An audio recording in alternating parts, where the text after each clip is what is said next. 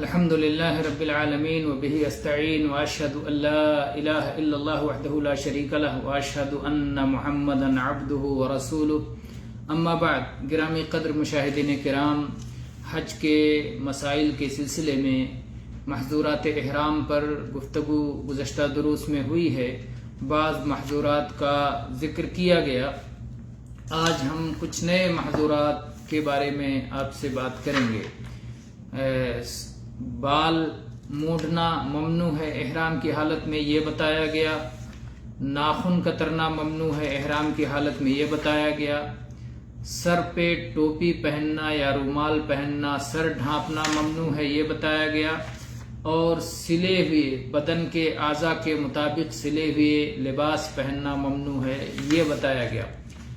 آج ہم 5واں محظور آپ کے سامنے رکھ رہے ہیں، اور وہ ہے خوشبو کا استعمال، خوشبو لگانا. احرام کی حالت میں اپنے بدن پر یا اپنے کپڑوں پر خوشبو لگانا منع ہے. اور اس کی دلیل وہ حدیث ہے کہ جب ایک محرم عمرہ یا حج کی احرام میں جو صحابی تھے اور اپنی سواری سے گر کر ان کی وفات ہو گئی، تو اللہ کے نبی صلی اللہ علیہ وسلم نے فرمایا وَلَا تُحَنِّطُوهُ، یعنی ان کو کفن دیتے ہوئے کفن میں حنوط خوشبو مت استعمال کرو.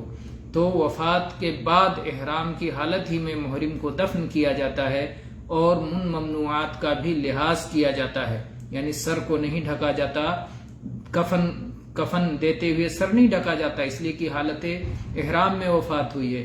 اسی طرح سے اسے حنوط خوشبو نہیں لگایا جاتا حالت احرام میں وفات کی وجہ سے. متفق علیہ حدیث ہے. اسی طرح سے صحیح مسلم کے الفاظ ہیں وَلَا تُمِسُّوهُ بِطِيبٍ، اور اس کے بدن کو خوشبو مت لگاؤ، اس کو خوشبو مت لگاؤ. تو خوشبو لگانا منع ہے. اسی طرح سے متفق علیہ حدیث ہے ایک وہ صحابی جو کہ جنہوں نے اپنے جبے پر خوشبو لگا لی تھی، تو اللہ کے نبی صلی اللہ علیہ وسلم نے انہیں حکم دیا کہ جبہ نکال دو اور یہ خوشبو جہاں جہاں لگا ہوا ہے اسے دھو ڈالو. تو خوشبو دھونے کا حکم دیا، اور جبہ چونکہ بدن کے حساب سے سلا ہوا تھا اس لیے اسے نکالنے کا حکم دیا. تو اس سے معلوم ہوتا ہے کہ احرام کی حالت میں خوشبو کا استعمال منع ہے، اور اس لیے کہ احرام کی حالت میں عیش و ترفع اور زینت دنیا اور دنیا کی لذتوں سے دوری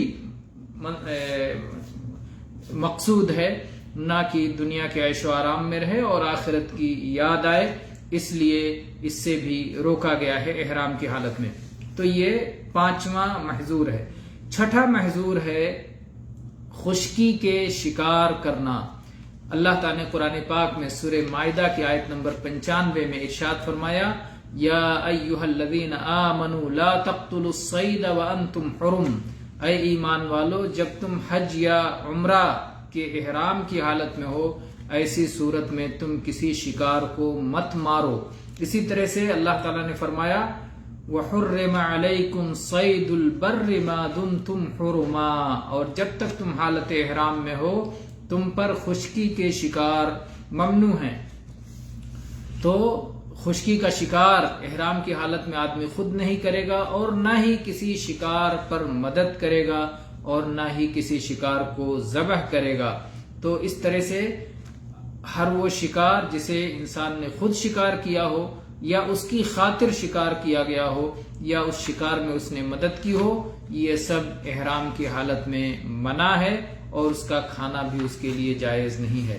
البتہ پانی کے شکار اور سمندری شکار کو شکار کیا جا سکتا ہے، جیسا کہ اللہ تعالیٰ نے فرمایا وَحِلَّ لَكُمْ صَيْدُ الْبَحْرِ وَطَعَامُهُ، خشکی کے شکار اور خشکی کا کھانا تمہارے لیے حلال ہے.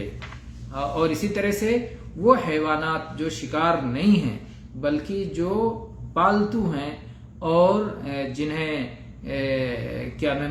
حیوان انسی کہا جاتا ہے، جیسے مرغی ہے، مویشی ہیں، بکری ہیں، گائے بیل ہیں، بھینس وغیرہ ہیں، جو شکار نہیں ہیں ان کا ذبح کرنا حرام نہیں ہے، احرام کی حالت میں بھی ان کا ذبح کرنا اور ان کا کھانا جائز ہے۔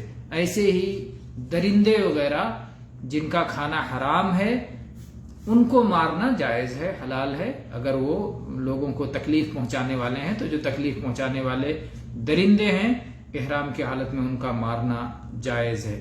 اسی طرح سے احرام کی حالت میں اپنے جان و مال کی حفاظت کے لیے اپنا دفاع کرنا بھی احرام کی حالت میں جائز ہے۔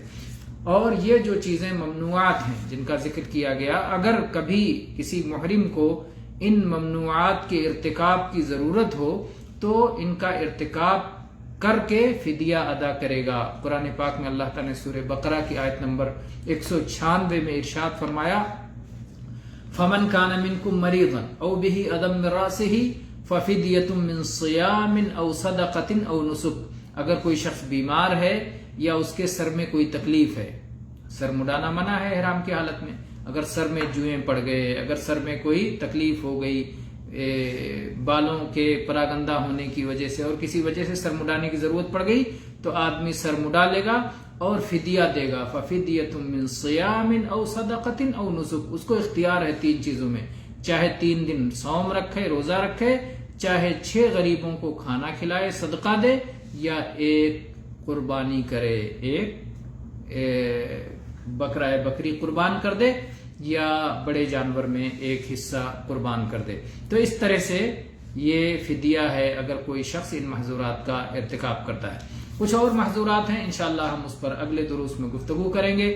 وآخر دعوانا ان الحمد للہ رب العالمین، صلی اللہ علی نبینا محمد۔